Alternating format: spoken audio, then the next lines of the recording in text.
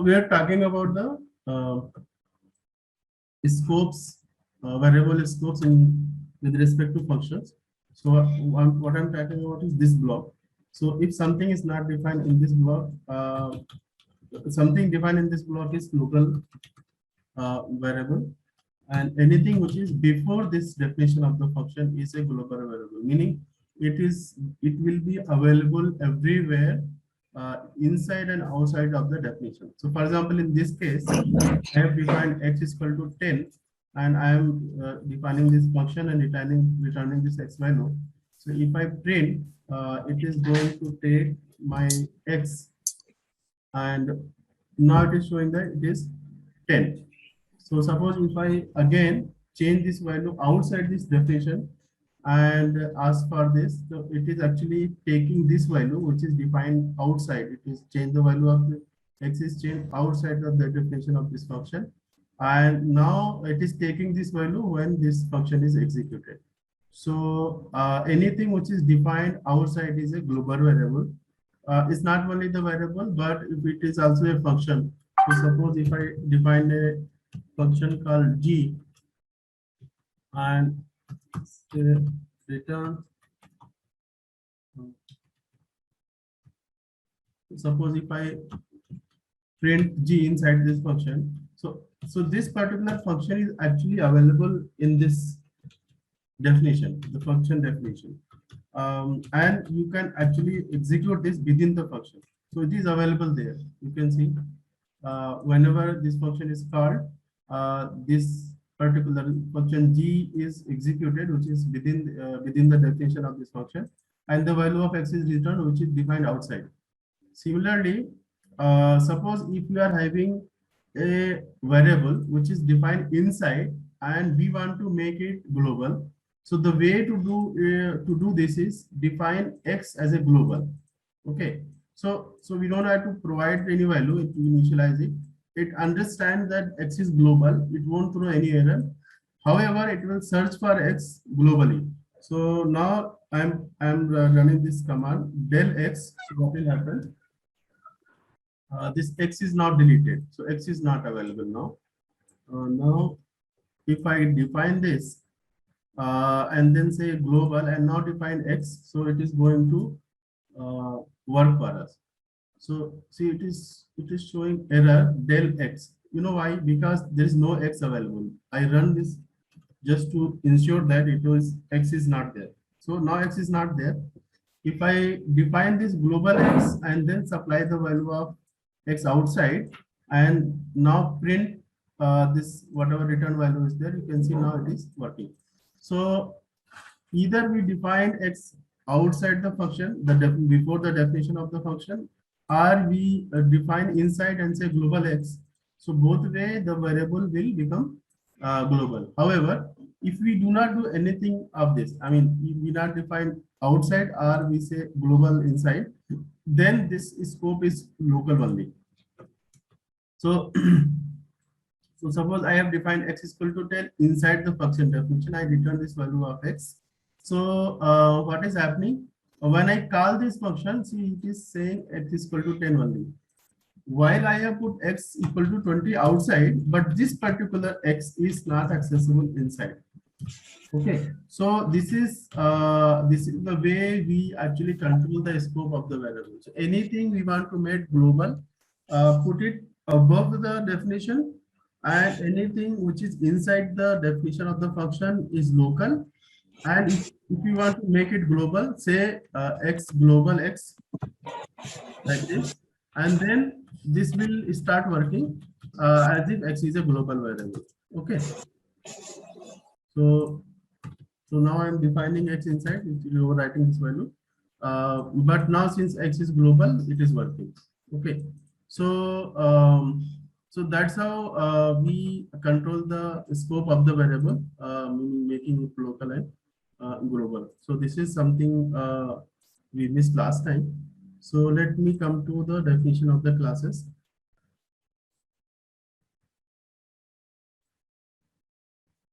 Okay, so first thing is like what we have done till now is we have seen functions, and before that we have mostly seen one-line statements and loops and conditions. So one-line statements, loops and conditions, we are doing good job. However, there are situations that when we find that loops, conditions, comparisons, and operations and one-line statements are not sufficient.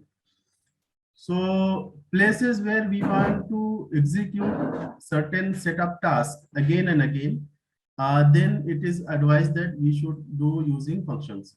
So functions are defined for set of inputs, or you can say variables, for which in some time type is fixed, in some other time type and ranges are also fixed. So for the given type and ranges, if you want to carry out the same task again and again, then we should be using function. So the job of the function is to carry out repeatable tasks. However, so we are happy with that. So what is the need of the classes? I mean, what else, what extra we are going to get out of the classes? So this is a question actually. What is the need of the class? So if we try to understand these classes, they are trying to mimic real world scenarios. So in the real world, if there is something, it has got certain properties and certain functions. And many times we take that particular object and try to fit into the second object and try to make a bigger object out of it.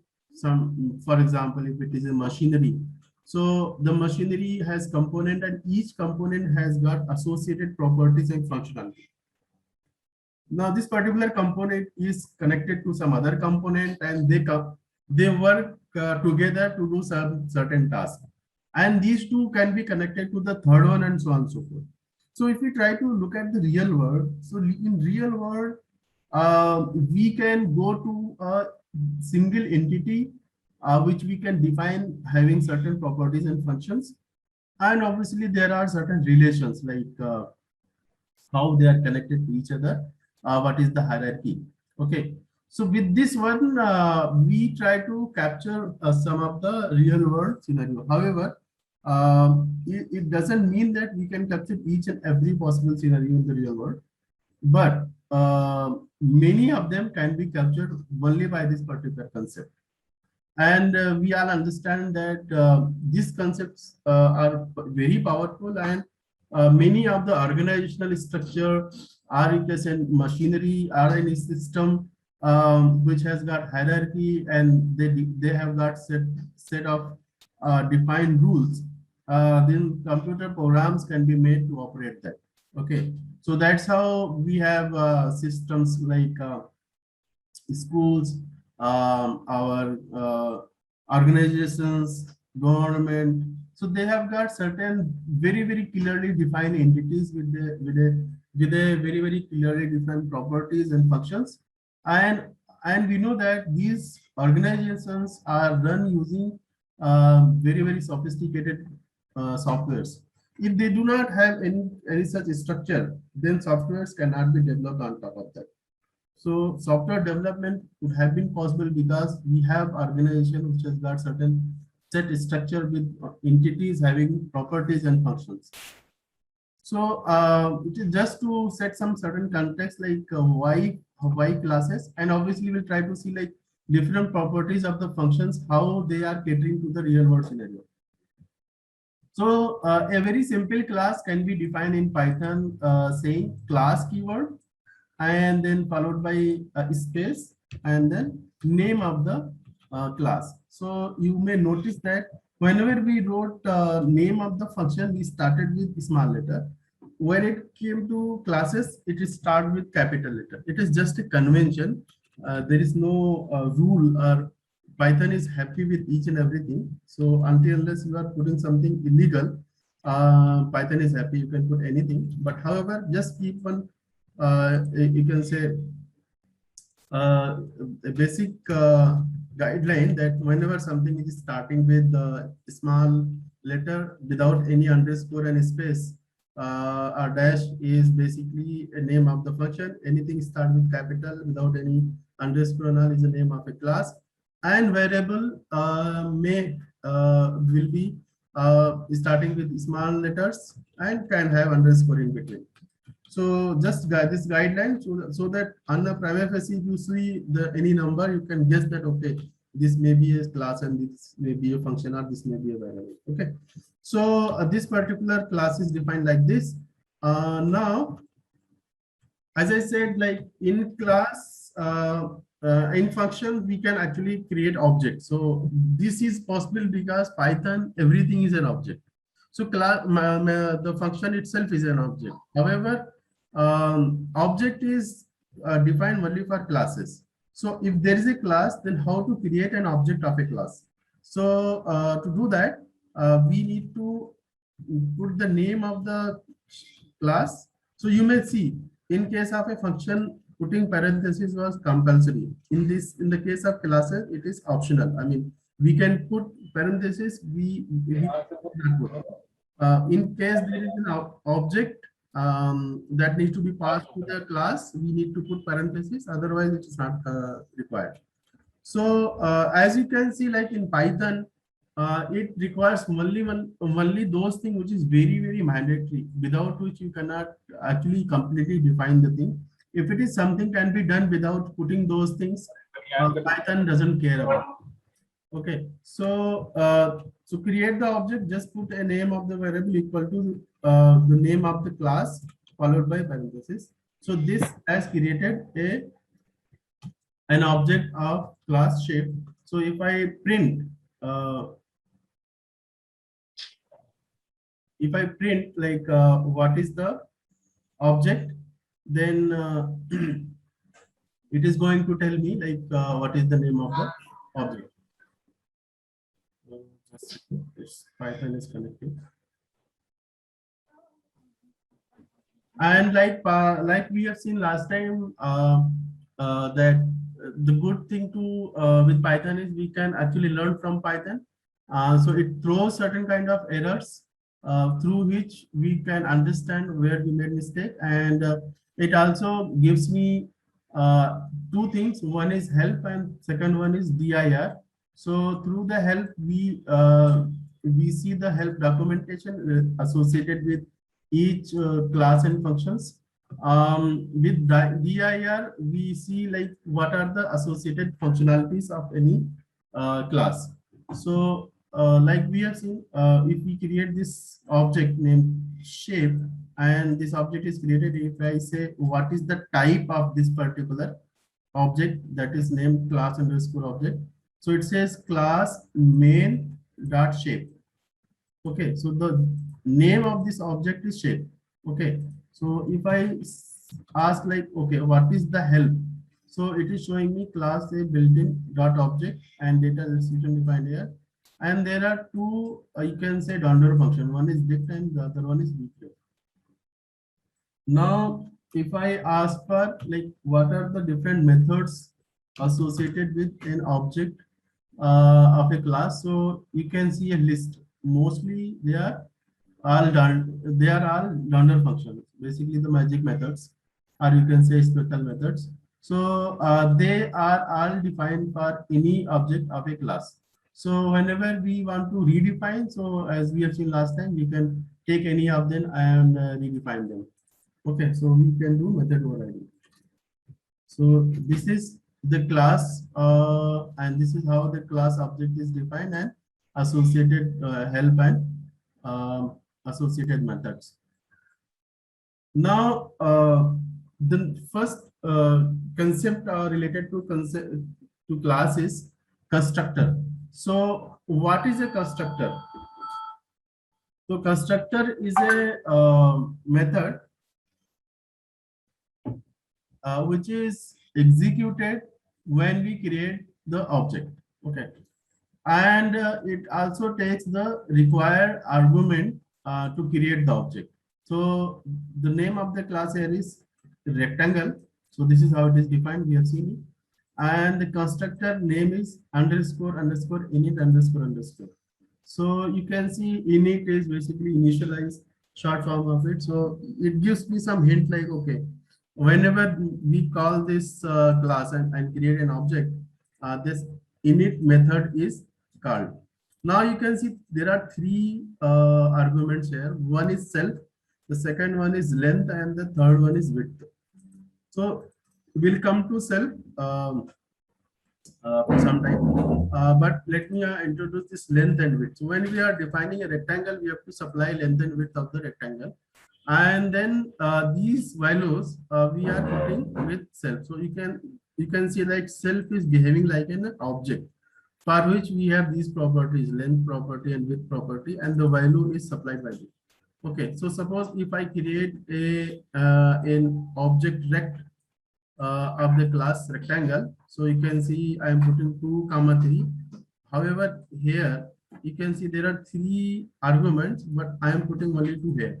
Okay, so you can see the behavior is little different than what we have seen in case of functions. So function, if you supply ask for 3 mandatory argument, you have to supply, otherwise it is going to throw error. But here it doesn't happen that way. This particular thing is happy.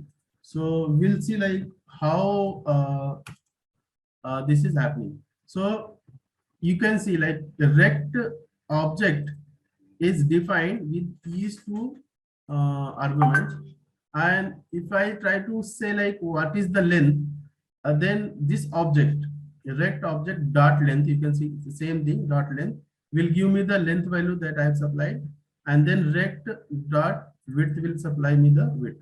Okay, so you can see like there are something which is little different in case of an object and what was there in case of a function. So in case of an object, you can see we use this period or dot. So this dot notation works with the object. So this particular dot is actually doing one very important task for us. What is that? This particular task is basically taking care of this self. So dot is, it means it is giving me the first argument, which is equal to self, and these 2 arguments are basically corresponding to these 2. Okay, so that's how it is. So whenever we call this rect dot length, it gives me this first property, and then when we call rectal width, it gives me second property. This will become more clear when we actually go to next step. So we'll come back to this. So suppose suppose we try to redefine these values. For example, this rect dot length. So this is one value was basically when we when we are creating this object, it has got these 2 properties associated with this object. Now what I'm trying to do is I'm taking this property along with the object and putting some other value. So the thing is whether the assignment is allowed or not. So in case of tuple, we have seen we cannot do assignment. It does not allow. In case of this object, can we do so? So let us see if I do like this. So it does allow. We can modify the properties after defining the object. So this is possible. So after that, let us see, like we have introduced one self, you can say keyword there, but actually it is not a keyword. It has got some meaning. That's how these people are using self. However, in theory, we can use any word for self. Okay. So again, coming to the same class, class rectangle, I'm having this constructor. However, in this case, I'm not putting self. I am putting current object. Okay, and then again length and width. And I'm saying current object dot length equal to length and current object dot width is equal to width. So current object is the basically the object of this class. So what init does, it takes the object of this class and puts this as a variable here. So first one is the current object of this class, and obviously after that these 2 variables which is required to define the object. Okay, I mean defining the properties of the object. So current object dot length and current object dot width. Okay, so and this current object we get when we try to access. So basically this current object is this current object, and after that when we try to see like what is the length, then put the dot there. Okay. Now let me define one method here. So this particular method is taking one argument here, which is called this object. So you can see this object was here, and here also. So I am saying def area, this object, and this object dot length into this object. So basically I am returning area of this rectangle. Okay. So let me define this object again, rect1 with length 2 and width 3. So if I try to see like what is my area, so you can actually see the difference here.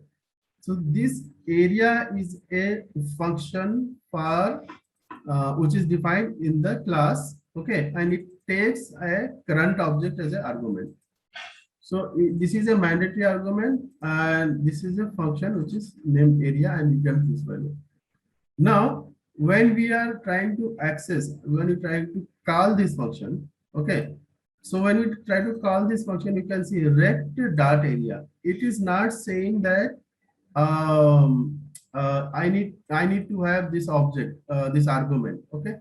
So it is not asking for argument. What it says that rect dot area is equal to saying that area with this argument. So can you see the difference?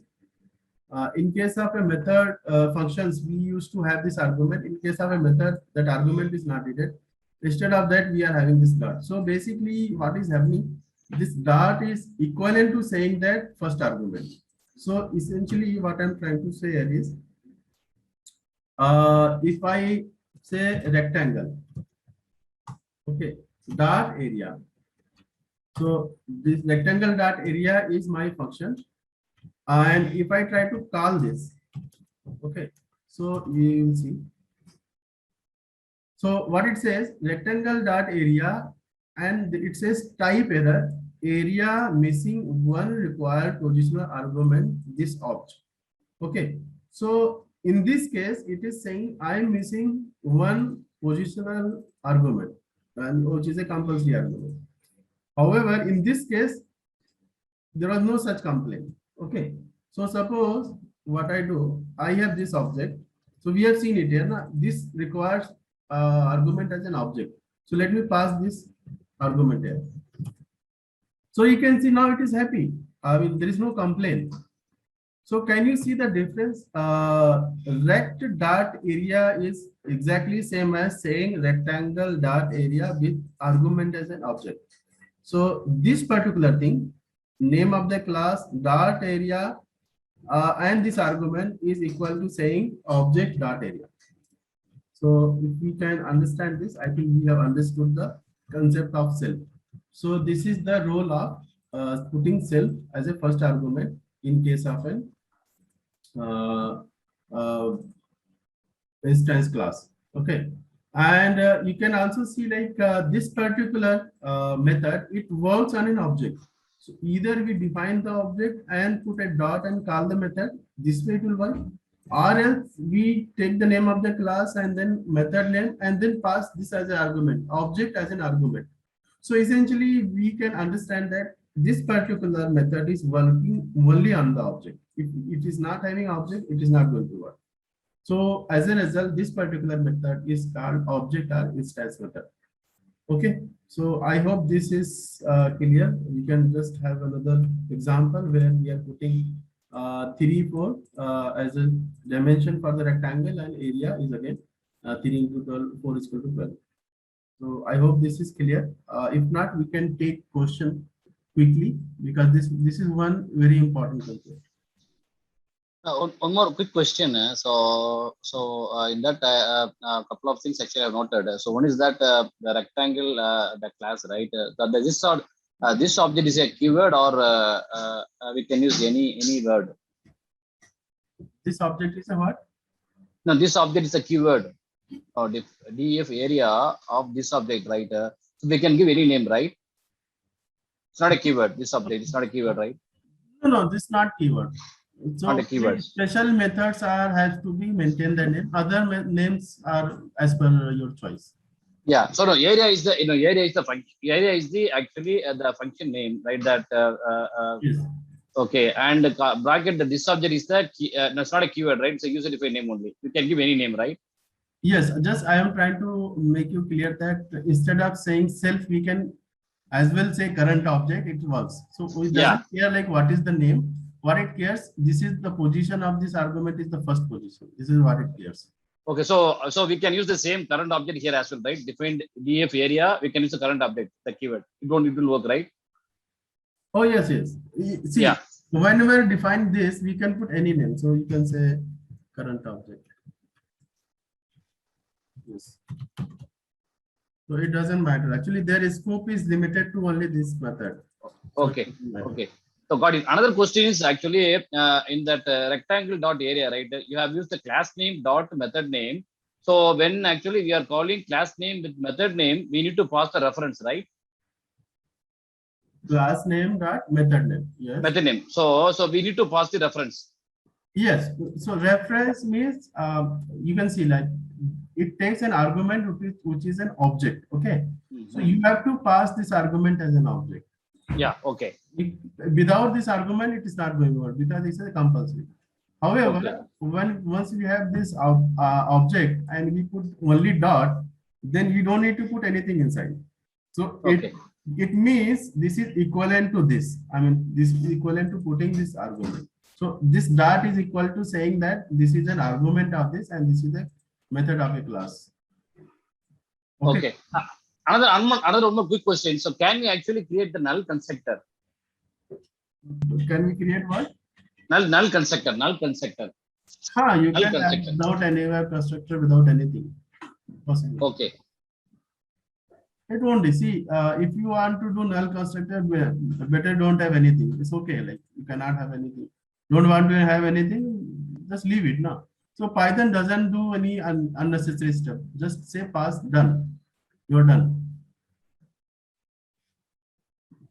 Okay, Dilshad bhai, one question. Yes. The major difference between the methods and the function is the self one, yeah? That self parameter. So now this is because method is come inside the classes as an object. Yes. Okay. So and function is the standalone things. Correct. Right? This is an object or instance function which requires you can say self as a first argument, or you can say object as a first argument. Okay. And that object is a current object for which it is going to work. And in case of, we have seen like there are two more methods, we'll see like then this is not compulsory there. Okay, fine. Okay. Means it's some cases it's mandatory and some cases it's not mandatory. As passing the self. It will become an instance method. It meaning it is going to work on that particular instance or object. If it is not a method, it is not going to work on the object. Okay, fine. Got it. Yes. Dilshad भाई ऊपर जरा self वाला बताइए थोड़ा. हाँ, this one. Okay. ठीक. Thank you. You got it, na? The self is appearing like this, first argument and here. So what I'm trying to say is this self keyword is not important. Okay, you can have any keyword. That's not important. However, the position is important. If you change the position, then there will be issue. Our languages we don't define, we directly use this keyword like C++, Java. Right. They have this kind of this keyword, correct? Yeah, but Python has came out of this fixed keyword. You can have anything. Okay. So, but here the self is the mandatory one, right? Mandatory if you want to make that method as a instance method. Okay. If you want to make this as a stand method, then it's not mandatory. We'll see immediately. We see that what are the different class variable and class method. So in the class method, that is not one compulsory. Okay. So this was a object instance and object method. Okay. So let me come to the next two concepts. Then it will be clear. So then next concept is class variable and class methods. Okay. So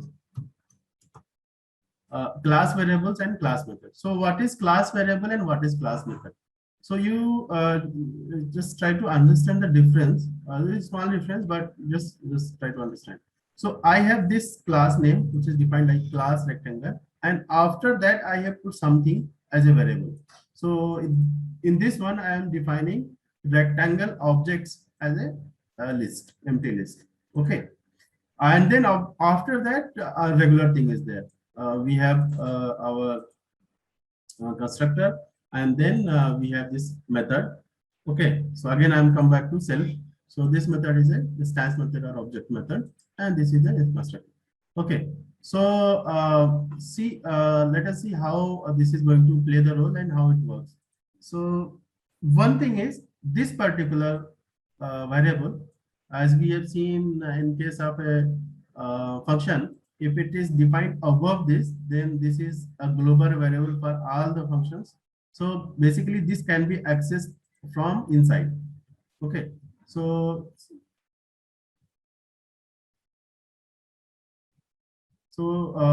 we can define this object, and then let me see like how it works from outside, and then we come inside.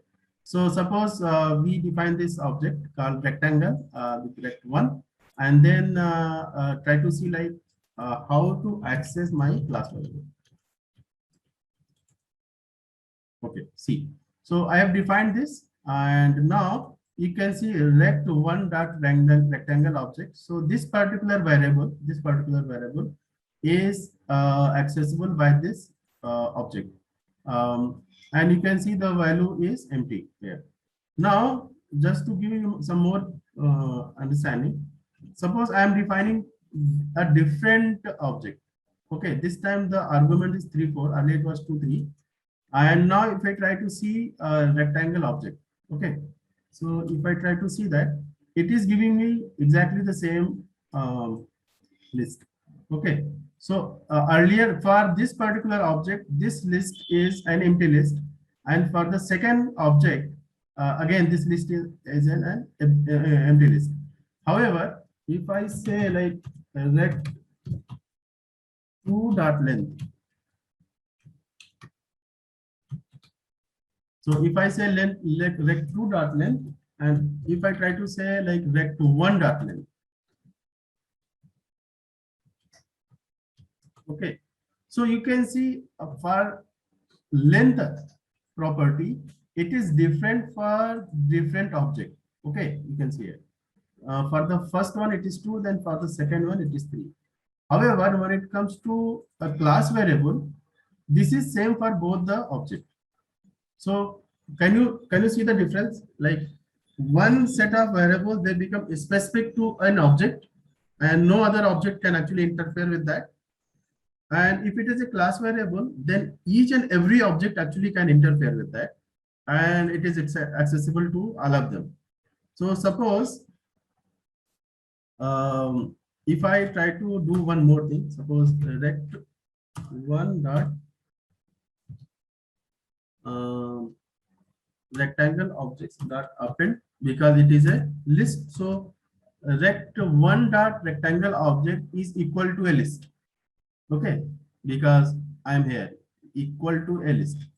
Now, since it is equal to a list, all the functions associated with list are applicable here. So as if I am working with a list. So suppose I add 1 here. Okay, so you can see like if I append 1 and then try to access that.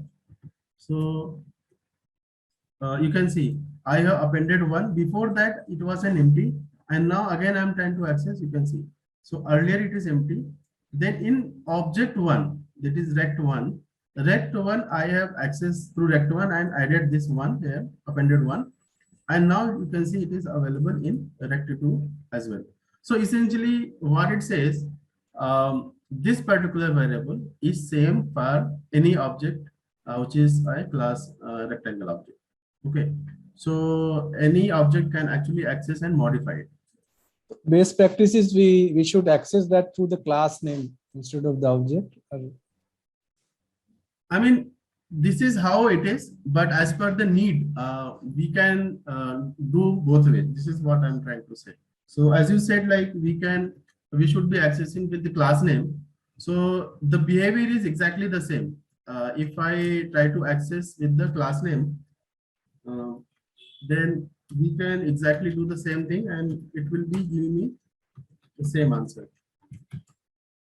Okay, so you can see I have access with my object rect1 and appended one here, and I have accessed the same thing with my class name and the name of the variable, and you can see it is giving me exactly the same value. So basically, this particular variable is accessible through the class name and through the object. तो difference क्या है उसमें? Declaration में डिफ नहीं use किया वो है या टॉप पे है? Basically, Difference वो top between पे है, that, class basically ये variable. F के बाहर है. That's why it is available to all the objects, and it is also available within these functions. Okay, these methods it is available. Okay, so let me do this. So what I'm trying to do here is I am calling this particular variable with the name rectangle. Okay, I can very well call with the name self as well, and then I am passing this self. And basically I am appending this self, so this object, and this I am doing for these two whatever object I am creating. So this will be happening automatically for us. Okay, so suppose I create this particular object, and then again I create a second object. So then basically going by this, so it has appended these two objects here. Okay, so if I try to see like a rectangle object. Okay, so you can see like since I have created two objects, it is saying first object comma second object, and this particular thing I mean now since we have taken this two objects within this class variable, so essentially if I want to know like how many objects are there and what are the properties and all, I can simply actually look through them.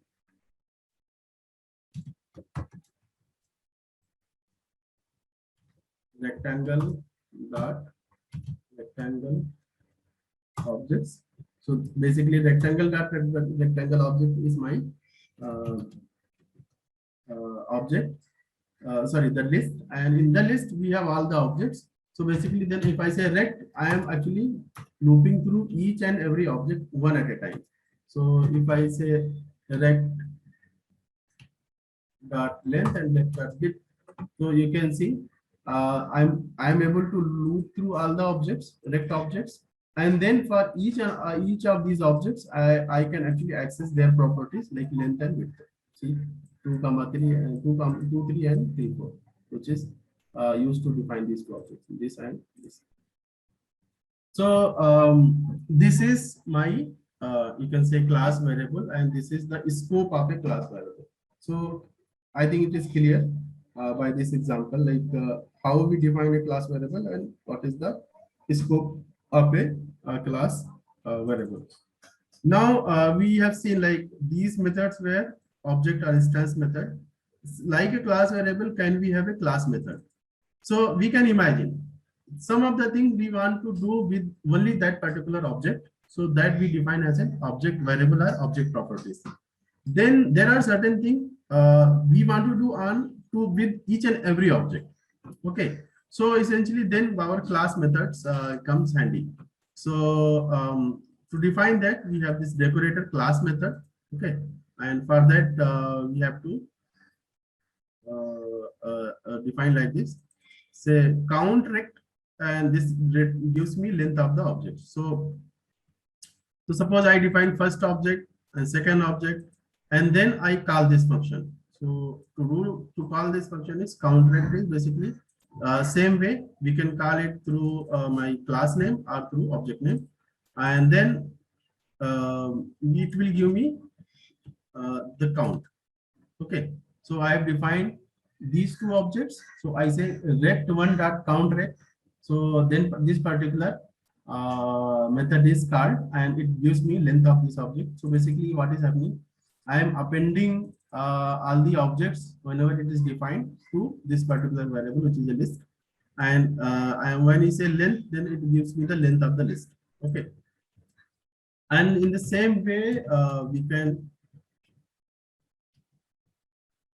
we can call the same class method by the name of the class. So basically what it means is the class name is available through the object and through the class name. So, and then this particular class is working on the objects itself. So before that your object has to be defined and then it is working. ना पास नहीं करना पड़ता है वो. Sorry. Okay. Now we have seen instance or object method. Now we have seen object and then variables also. We have also seen class variable and class methods. Then is there any possibility that we do not have a method which does not care of the for the object or the class? I mean, can we have a static method? So if the method is static, since it is not a class or variable, then we can imagine like it has got no role when the object is created. However, within the you can say definition, we can use it. Okay, so to define that is basically we again use the help of decorator static method and define my method like this. So you can see there is no CLS like this one. There is no CLS here, and there is no self here. So no self, no CLS. I mean, it's not going to take care of the class or the object, but it only requires these two arguments, length and width, and gives me twice of length plus width, which is equal to perimeter of the rectangle. So suppose I use this particular you can say method. So you can see like is neither going to work on a class object or it is not going to it's not going to work on any of the objects that we are creating using the class. However, we can access it by using the name of the class. So that is the name, and we can access it like other classes, other methods. So let me define this. So this is my rectangle object, rect1, putting 2, 3, that is length and width of the rectangle. So this is my object. Okay, rect1 is my object. So if I call this, so any method which is a object or instance method will be called by the this particular object. Okay, and we can also use class method here. Okay. However, if we want to call my perimeter, which is a static method, then this is not going to work. I mean, if I say like this, like 1 and say perimeter.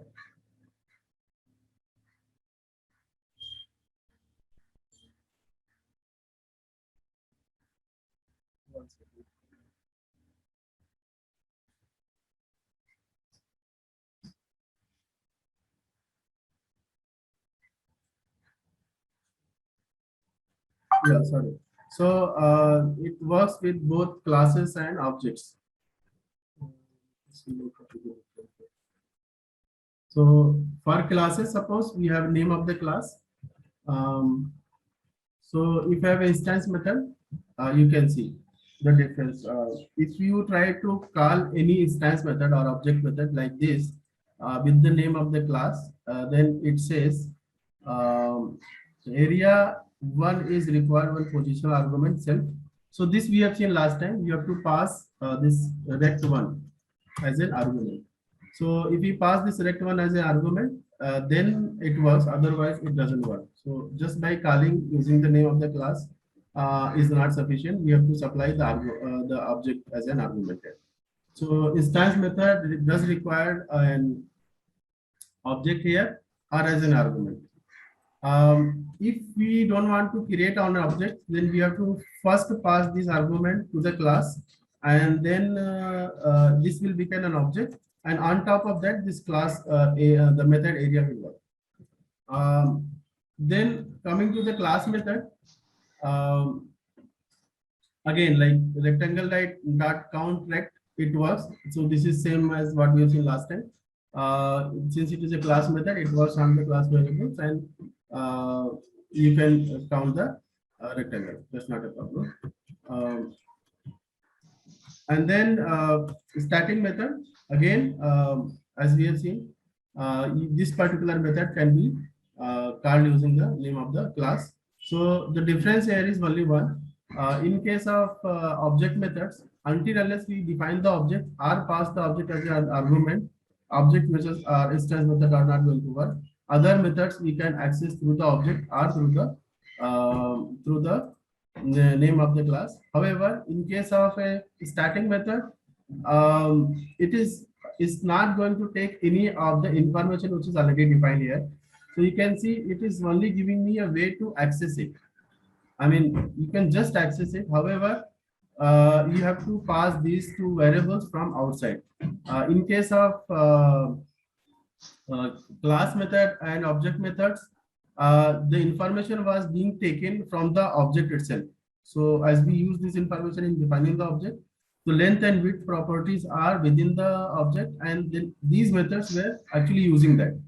However, in case of a static method, it does not have any information whatsoever about the variables of class variables and the object variable. It is like a pure function which we can just access using either an object or a class name. Okay, so it gives you only through the dot, it gives you only access of that. Okay, so this is you can say a fundamental difference between three methods that we have. This object methods, this is the class method, and this is the static method. So any question here or doubt we can take quickly, because we have covered this particular concept. And take a pause. So, sir, we always need to define the class method and static method with @, right? Yeah, it's a decorator. Okay, right. And I am still a little confused about class method and static method. Like normal method, I understood that if we don't pass the object, it will obviously show an error. But in case of class method and static method, we can directly call it with the class name, but we can also call it even with the object. Am I correct? Yes. So basically, here you can see in case of an object, I have created this object, and we can call all three. Okay, we can call all three without any problem.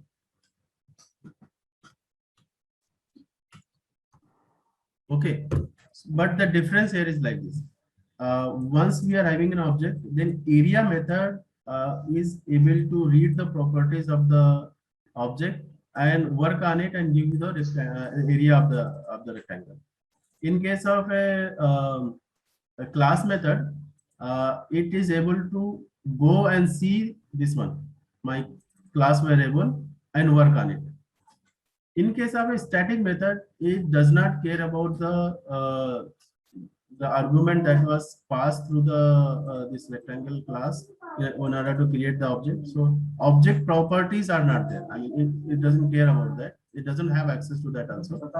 And second thing, it also doesn't know about the class variable. So you can see. So this is like a pure method that we write. It's like a function. It does not have any information whatsoever about the class. Only thing is we are able to access through dot. That is the only thing. However, in case of through the object we can do. And suppose you are trying to access through the class, then the object method is not going to work because it doesn't get the required properties, right? It requires object. The object is not there, and rest of them, they are happy because through the object, through the class, it gets the class variable and it works. And through the class, it has the path of the static method, so it works. So I think this is the difference in these two three kinds of methods. Okay. So so we have seen number of times like this double underscore. The short form is dunder. Short form of double underscore is dunder. So dunder methods. So one of the Dunder method is init. Basically, this is the constructor. And after that, we have seen so many of them. When we go for dir function of any class object, so it gives me a long list of underscore functions or Dunder functions. So we have seen like str, repr, add, subtract, multiply, and then we can also have some object or you can say stance functions. So this we have seen when we were talking about functions, but just to since with respect of to the classes, so just wanted to revisit the same thing. So suppose I have created this vector called v1, and again there is a vector called v2.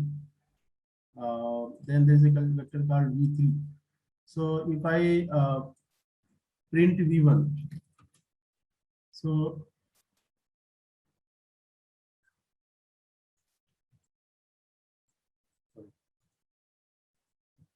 if I print v1, it gives me vector space is bracket and whatever we have passed like this. So you can see this particular whatever is printed is coming from here, str. So this is how we have defined. It takes self, meaning the object itself, and then returns vector with a small v and then space and this. So just to confirm that this is what is printed when we call the print function. So whatever is defined in underscore underscore str is the one which is printed when we print any object. So this v1 is my object and I am printing this object. So you can see so you can see the capital V has come. Can you see this? I have given capital V here. Okay. So so whenever we define some object and we want to give some meaningful information when someone tries to print my object, to do that we have to take this Dunder function str and redefine it. Okay. Suppose we do not define this function, so what will happen? So suppose I drop this and then I take this and again try to print.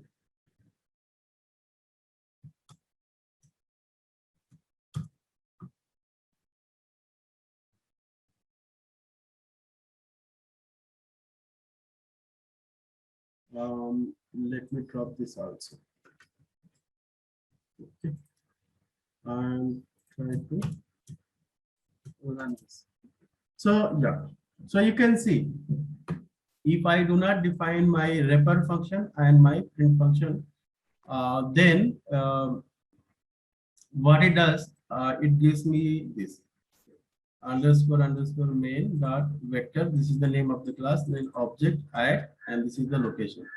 So this is, you can say, this is the default definition of a print function here. Sorry, str function here. So this str function has got this default value to be printed. Okay.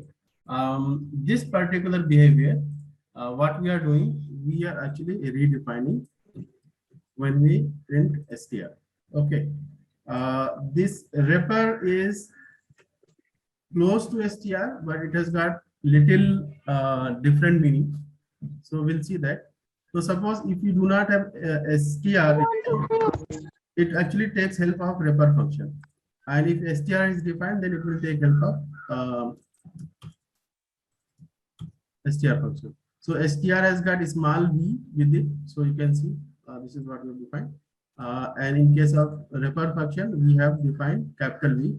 So what if I do like only this?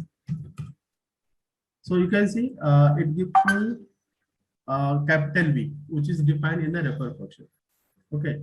So wrapper is a short form of representation. So when you call some function, you give try to give a nicer way to show to the user like how the function was called. Okay. So to represent that, we use wrapper function. However, if str is not defined, then the wrapper is used in case of print, as we have seen. And add and substitute. Hello. Yeah. Add and subtraction we have seen. If you put plus sign, minus sign, str sign, then this particular functions are called, whatever definition is there, it is used, and we get the result. So we can see like, if we try to see like what is the plus v1 plus v2, so you can do the addition. 5 plus 2 is equal to 7, and 10 minus 2 is equal to 8. So this is what is v1 minus plus v2, and similarly v1 minus v2. Then if you want, we can have more than 2, v1 plus v2 plus v3. Again, like magnitude, if you want, we have this function. So you have defined these objects. On this particular object, it will return you the value of the magnitude. So yeah, so we call this, so we get this magnitude. Okay.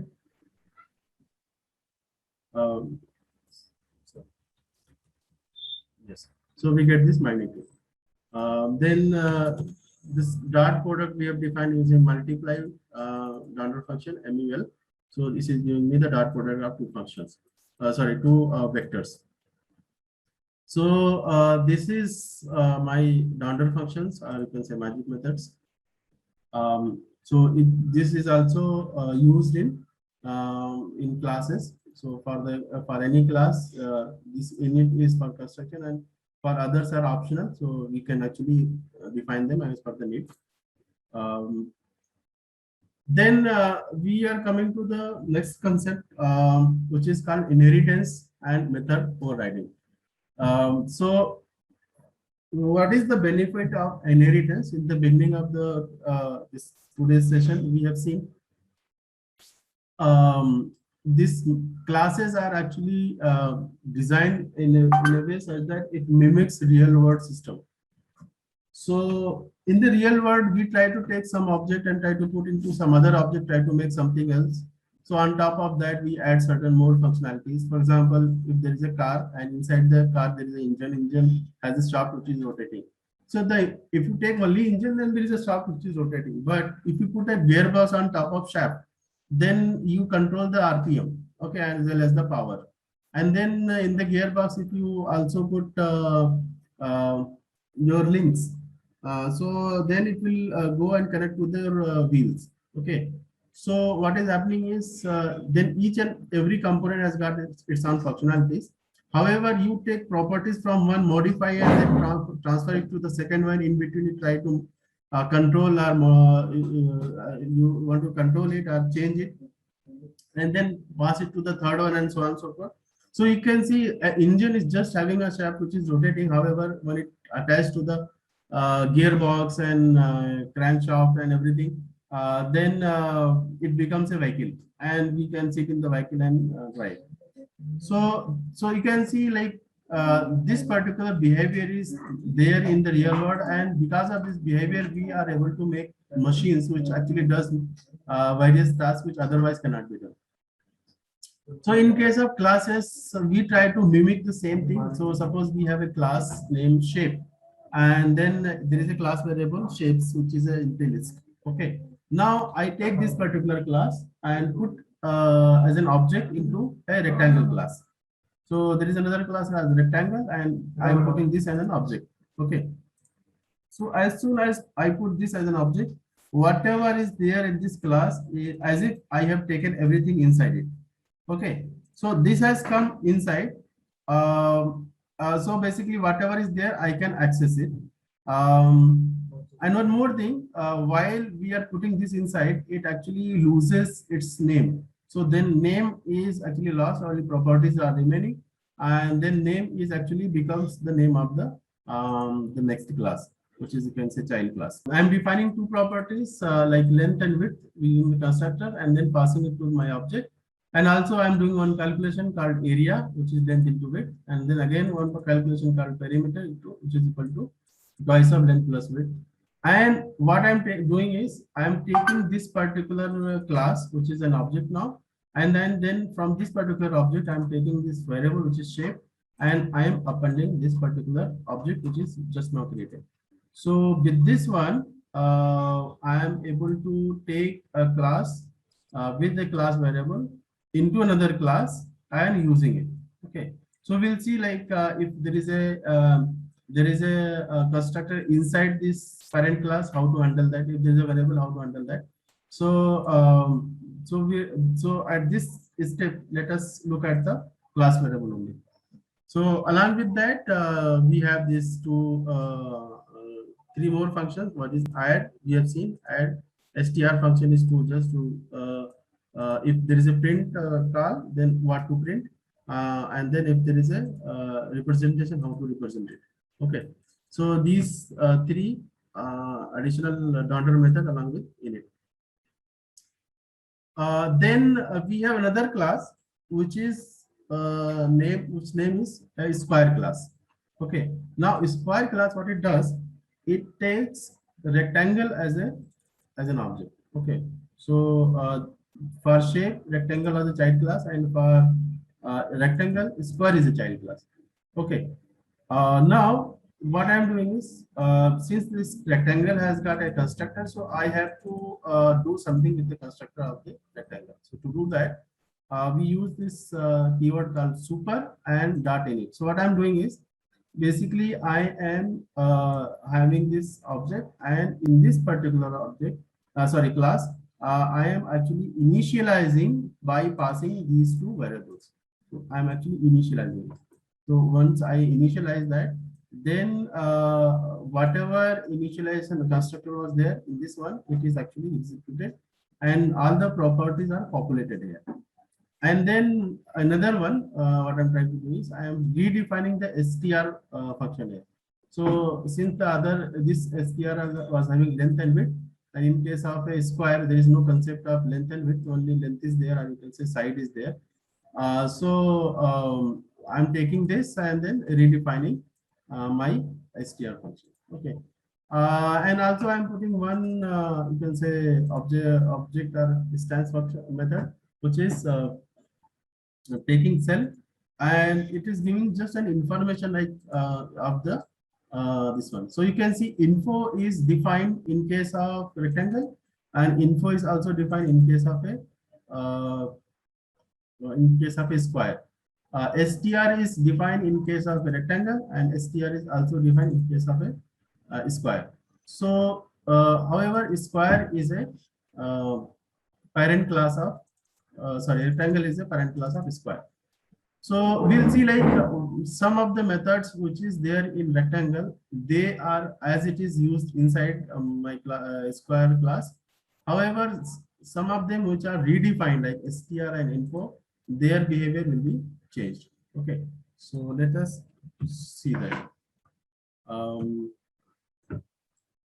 So I am creating one object of class rectangle. Okay, so I am having this particular class.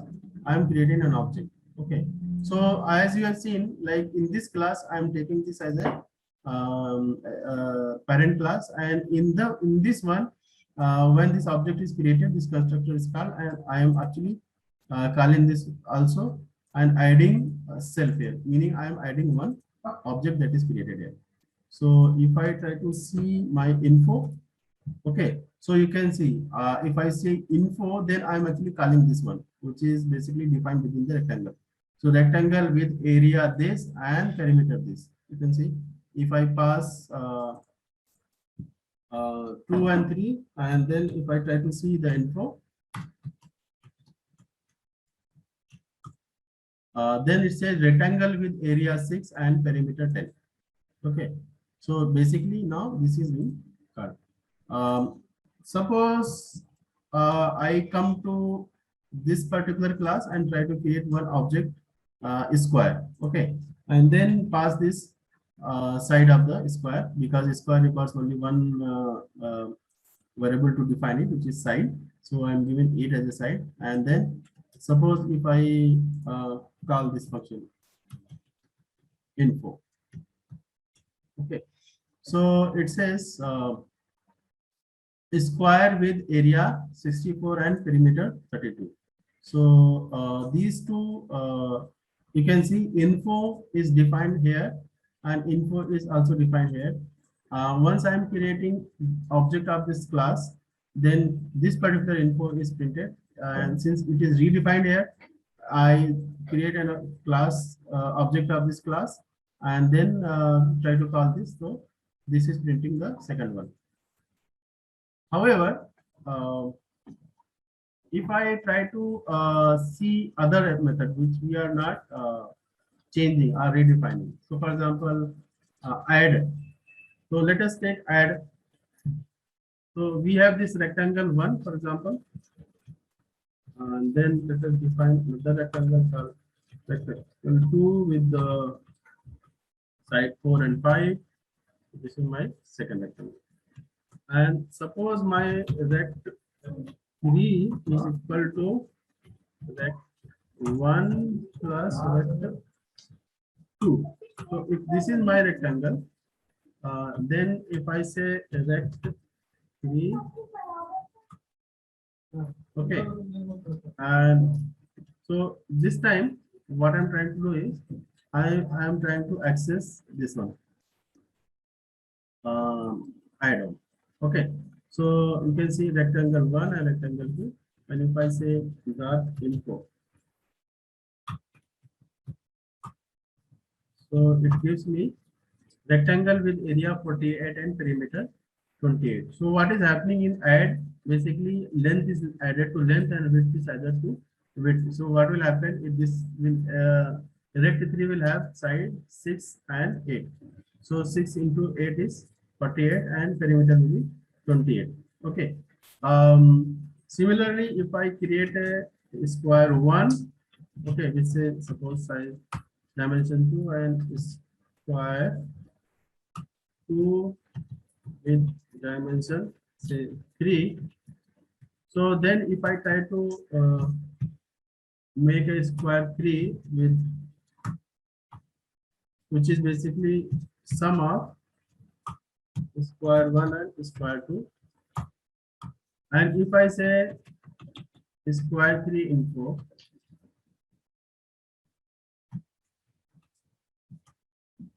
okay, so we can see rectangle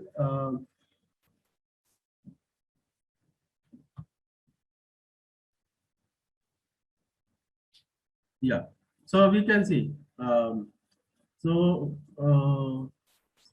yeah, so we can see we have used two things here. One is add, so length is added to length. So in this case also it is adding that length, and it is giving me this value.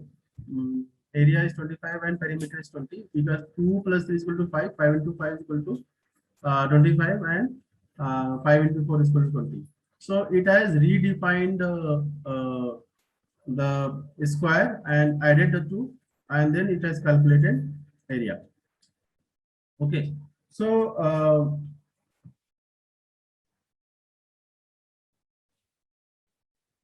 so you can see like add method.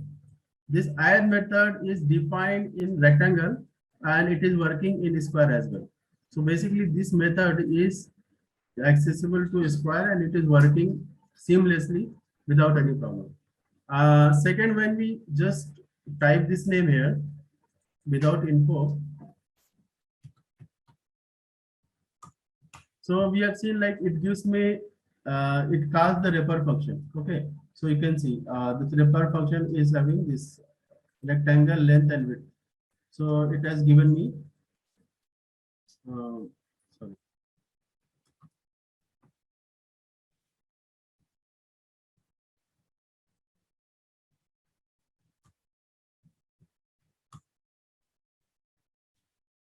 So this is my rectangle tree. I define the rectangle.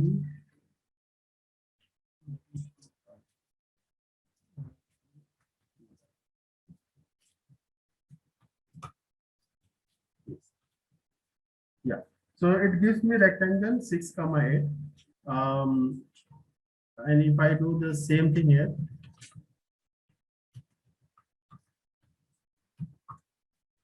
it gives me rectangle 5, 6. You know why? Because this wrapper function is defined in case of rectangle, and this is inherited, and it is also available in case of square. but the behavior of square is different. There is no length and width. But since we have not redefined it, it is giving you the same thing. In case of str, you have seen only print, so it takes care of this because we have redefined. So this is the example of method overriding and inheriting some of the parent functionality and properties within the child classes. Okay. And one more thing we have seen, like we have this shape. So whenever we create the shape, so you have seen like you have created shape for rectangle and then also in square. And this particular shape thing is a variable which is a class variable of class shape. Okay. And this is parent class for rectangle. So this variable will be inside this, and again we are doing the same thing. So what will happen? Suppose if I call this function, then so many objects are there. Yeah. So it says like rectangle with area 6 and perimeter 6, length with rectangle with area. So let me maybe have info. So there are so many objects are there. So that all it is going to all the objects which is stored in the shape.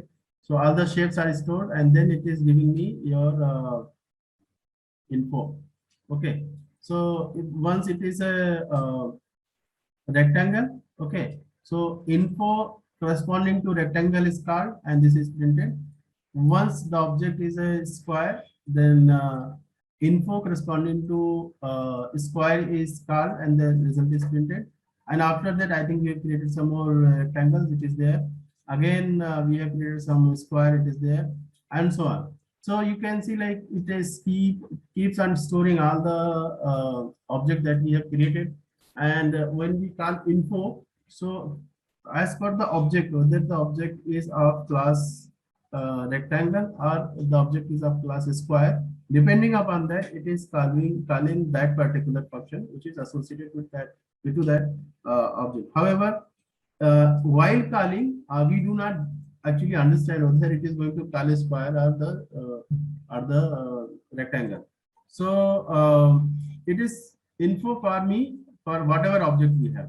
But since depending upon the class name, info is redefined, and that particular definition is actually intact within the object. So as per the object, this info is different, and that's how we are able to. So you can see like the power that it is bringing in. Without even knowing the object, we are able to call this method, object method, and then it is working seamlessly without any problem. Okay. So the last concept in classes is multiple inheritance. So I mean, what we have seen right now is we are taking one parent class in a child class. So what if we are taking more than one parent class in a child class? So suppose we are having such a situation, and each class has got its constructors and its methods and variables. Then what will be the order and how it is going to be accessible in the child class? So that this is very important to understand. So suppose we have a class A which is having this print inside the constructor, print A initialize. So whenever this is initialized or called, then this will be printed. And suppose there is a class B which says the same thing. It has got a variable called variable B is equal to B.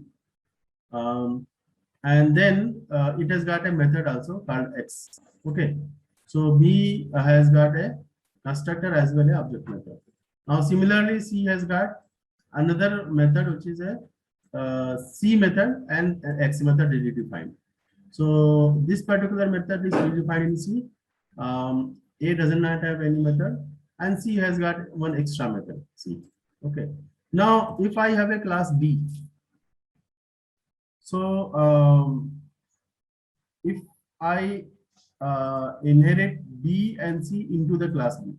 Okay, so you can see we have B and C, and now first thing is we have to define a constructor for us. So to define the constructor, we have seen earlier once there was only one parent class, we used super. So you can see super here. Can you see here super? Okay. So this super was taking care of my this particular class constructor.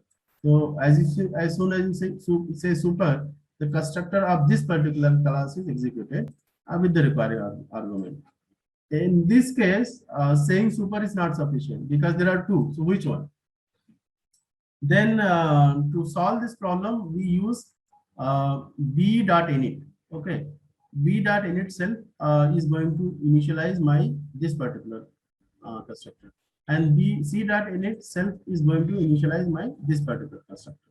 So basically, when I create this particular object of this class b, okay, so essentially these two has to be called. As a result, these two has to be called. Okay, so we'll see like what happens. Yes.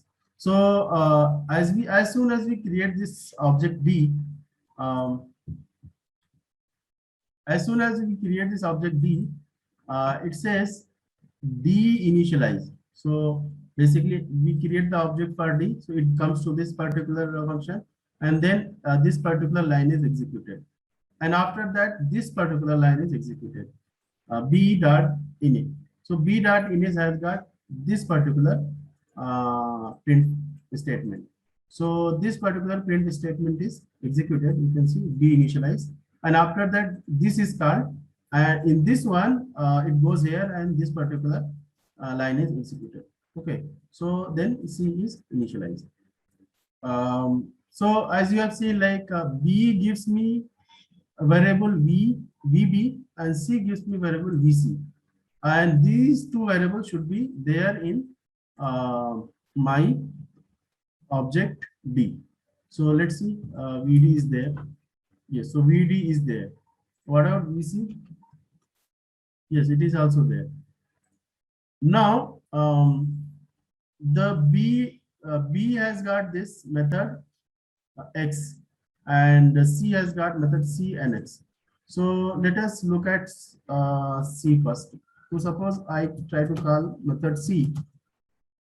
So method C of C is called. So since C was only in C, then there is no problem. I mean, only this one is called. What if we call method X? So suppose we try to call method X. So d.x. Okay. So you can see the difference. We are not redefining X here. The definition of X is actually happening in B and C.